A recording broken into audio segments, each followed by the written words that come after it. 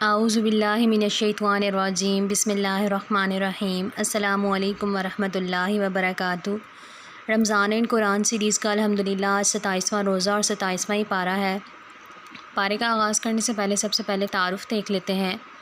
قرآن پاک کا 27واں پارہ جو کہ 5 سورہ پر مشتمل ہے، اس میں 5 سورہ ہیں۔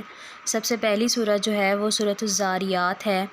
5 نافرمان قوموں کا ذکر ہے شروع والی آیات میں، قوم لوط، قوم فرعون، قوم عاد، قوم سمود اور قوم نوح۔ اس کے بعد آیات نمبر 56 سے 58 تک مقصد تخلیق کے جن و انسان ہے۔ اللہ فرماتا ہے کہ میں نے جن اور انسانوں کو اس کے سوا کسی کام کے لیے پیدا نہیں کیا کہ وہ میری بندگی کرے، میں ان سے کوئی رزق نہیں چاہتا، اللہ خود ہی رازق ہے، بڑی قوت والا، زبردست ہے۔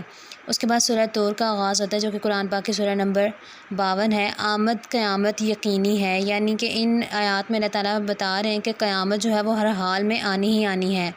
اس کے بعد اس سورہ کی آیات نمبر 17 سے 23 تک متقیوں کے لیے جنت ہے، جو لوگ متقی ہیں، تقوی اختیار کرتے ہیں، ان لوگوں کے لیے جنت ہے۔ آیات نمبر 29 سے 34 تک منکرین کا رویہ، اور جو لوگ آپ صلی اللہ علیہ وسلم کی نصیحتیں سن کر بھی ان کو آگے سے غلط کہتے ہیں، ان لوگوں کے ساتھ جو سلوک کیا جائے گا اس بارے میں ہے۔ اور آگے ہے آیات نمبر 35 سے 43 منکرین سے 10 سوالات۔ وہ سوالات یہ ہیں کہ کیا یہ لوگ بغیر کسی خالق کے پیدا ہوئے ہیں، یا یہ خود اپنے خالق ہیں، یا کیا زمین و آسمان کو انہوں نے پیدا کیا؟ کیا تیرے رب کے خزانے ان کے قبضے میں ہیں، یا ان پر ان کا حکم چلتا ہے؟ کیا ان کے پاس کوئی سیڑھی ہے جس کے ذریعے یہ عالم بالا کی باتیں سن لیتے ہیں؟ اگر ایسا ہے تو وہ کوئی واضح دلیل پیش کریں۔ کیا اللہ کے لیے تو بیٹیاں ہیں اور تم لوگوں کے لیے بیٹے ہیں؟ کیا آپ ان سے کوئی اجر مانگتے ہیں کہ ان پر تاوان کا بوجھ ہے؟ کیا ان کے پاس غیب کا علم ہے جسے یہ لکھتے ہیں؟ کیا یہ لوگ فریب دینا چاہتے ہیں؟ کفار تو خود فریب کا شکار ہو جائیں گے۔ کیا یہ اللہ کے سوا کوئی اور معبود رکھتے ہیں؟ اللہ اس شرک سے پاک ہے جو یہ لوگ کر رہے ہیں۔ اس کے بعد آیات نمبر 48 سے 49 تک صبر اور نماز قائم کرو اس بارے میں ہے۔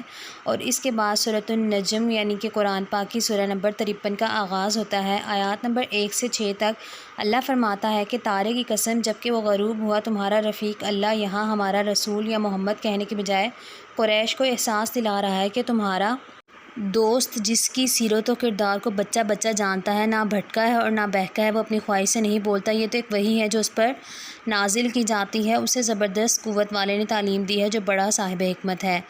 اس کے بعد آیات نمبر 7 سے لے کر 31 تک جو ہے رسول خدا سے جبریل کی پہلی ملاقات کے بارے میں ہے، اور آیات نمبر 14 سے 18 تک رسول خدا سے جبرائیل کی دوسری ملاقات کے بارے میں ہے، اور آیات نمبر 31 سے 37 تک کبیرہ اور صغیرہ گناہوں کے بارے میں ہے۔ آیات نمبر 36 سے 55 تعلیمات موسیٰ اور ابراہیم کے 12 اصولوں کے بارے میں ہے۔ 12 اصولوں کی ہم لوگ یہاں پر نشاندہی کر لیتے ہیں، پھر یہاں پر اس سورہ کا بھی جو ہے وہ اختتام ہو جائے گا۔ اور وہ باتیں یہ ہیں، کوئی بوجھ اٹھانے والا دوسرے کا بوجھ نہیں اٹھائے گا۔ انسان کے لیے کچھ نہیں مگر وہ جس کی اس نے کوشش کی، اس کی کوشش عنقریب دیکھی جائے گی اور اس کی پوری جزا اسے دی جائے گی۔ آخرکار پہنچنا تیرے رب ہی کے پاس ہے، اسی نے ہنسایا، اسی نے رلایا، اسی نے موت دی اور اسی نے زندگی دی، اسی نے نر اور مادہ کا جوڑا پیدا کیا ایک بوند سے جب وہ ٹپکاتی ہے، دوسری زندگی بخشنا بھی اس کی ذمہ ہے، اس نے غنے کیا اور جائیداد بخشی، وہی شعراء ستارے کا رب ہے، اسی نے عاد و سمود، قوم نوح اور قوم لوط جیسی سرکش اور ظالم قوموں کو تباہ کیا۔ پس اے مخاطب، اپنے رب کی کن کن نعمتوں میں تو شک کرے گا؟ جھک جاؤ اللہ کے آگے اور اسی کی بندگی بجا لاؤ۔ اس کے بعد سورۃ القمر قرآن پاک کی سورہ نمبر 54 کا آغاز ہوتا ہے۔ شروع میں ہی ہے کہ چاند پھٹ گیا۔ آیات نمبر 1 سے 2 میں اللہ فرماتا ہے کہ قیامت کی گھڑی قریب آ گئی اور چاند پھٹ گیا، یعنی کہ 2 ٹکڑے ہو گیا، مگر ان لوگوں کا حال یہ ہے کہ خواہ کوئی نشانی دیکھ لیں تو منہ موڑ جاتے ہیں اور کہتے ہیں کہ یہ تو چلتا ہوا جادو ہے۔ اس کے بعد آیات نمبر 9 سے 42 تک 5 نافرمان قوموں کا ذکر پھر اللہ نے کیا ہے، جس میں قوم نوح، عاد، سمود، لوط اور فرعون کا ذکر کیا گیا ہے، اور بتایا کہ انہوں نے اپنے رسولوں کی نصیحت قبول نہ کی اور انہیں تباہ کر دیا گیا۔ اور ہر قوم کی تباہی کے ذکر کے بعد ارشاد الہی ہے کہ ہم نے اس قرآن کو نصیحت کے لیے آسان ذریعہ بنا دیا، اب ہے کوئی نصیحت قبول کرنے والا؟ اس کے بعد قرآن پاک کی بہت ہی خوبصورت سورہ کا آغاز ہوتا ہے، سورہ رحمان، خدائے رحمان کے بارے میں ہے۔ یہ اللہ کی صفت اور رحمت اور رہنمائی اور کائنات کی بنیاد، عدل، اس بارے میں ہے۔ سورہ رحمان کی شروع والی آیات میں ہی جنوں اور انسانوں کو مخاطب کیا گیا، اللہ کے بے شمار انعامات کا ذکر کیا گیا اور نافرمانی اور فرمانبرداری کے نتائج سے آگاہ کیا گیا۔ ان آیات میں اللہ نے جو کچھ فرمایا وہ یہ تھا کہ تعلیم، خدائے رحمان نے ہی قرآن کی تعلیم دی، اسی نے انسان کو پیدا کیا اور بولنا سکھایا۔ بندگی، سورج و چاند ایک حساب کے پابند ہے۔ نظام عدل، اسی نے آسمان کو بلند کیا اور عدل قائم کیا۔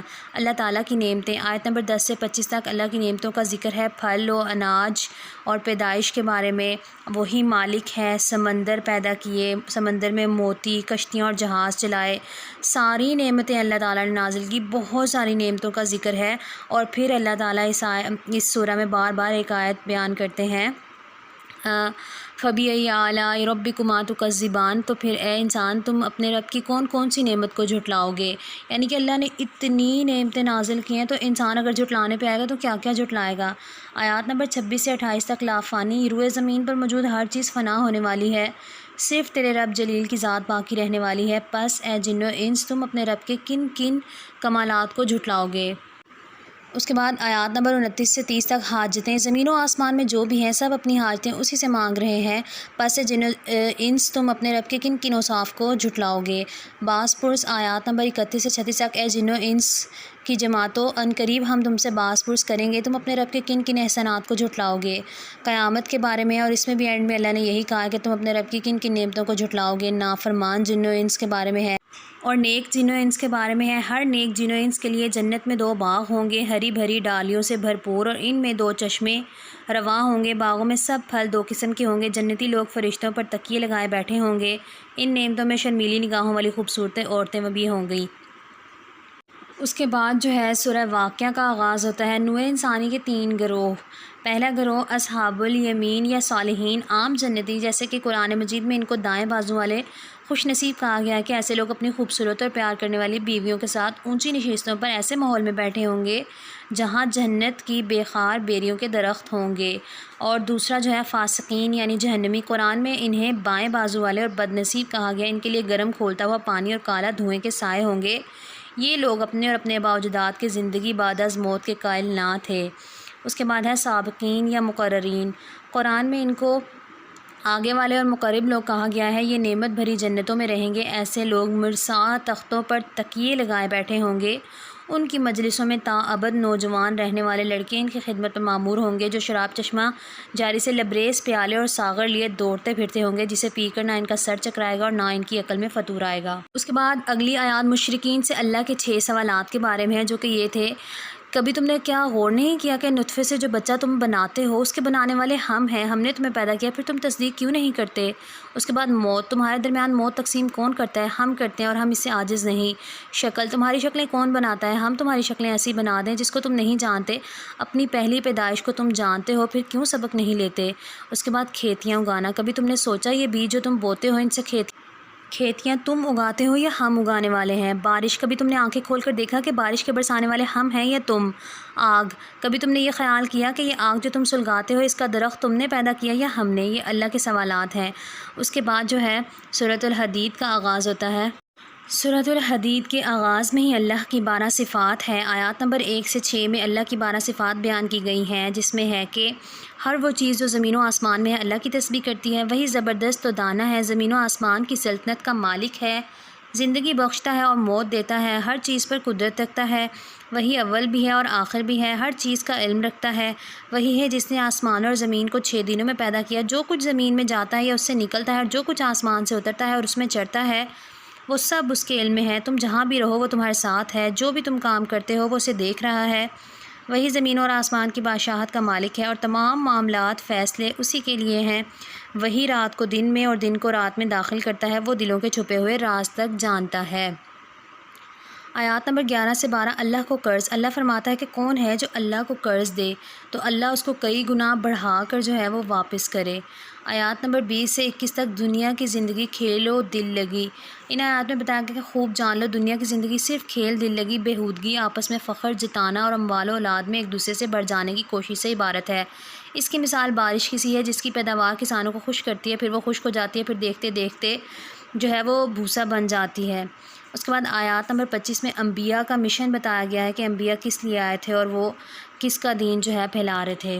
آیات نمبر 26 سے 27 تک رہبانیت کے بارے میں ہے کہ رہبانیت جائز نہیں۔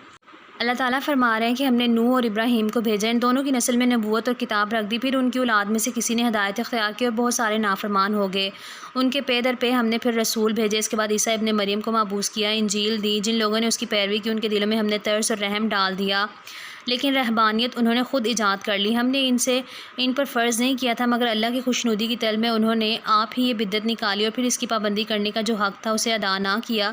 ان میں سے جو لوگ ایمان لائے ہوئے تھے ان کا اجر ہم نے ان کو عطا کیا، مگر ان میں سے اکثر لوگ فاسق ہیں۔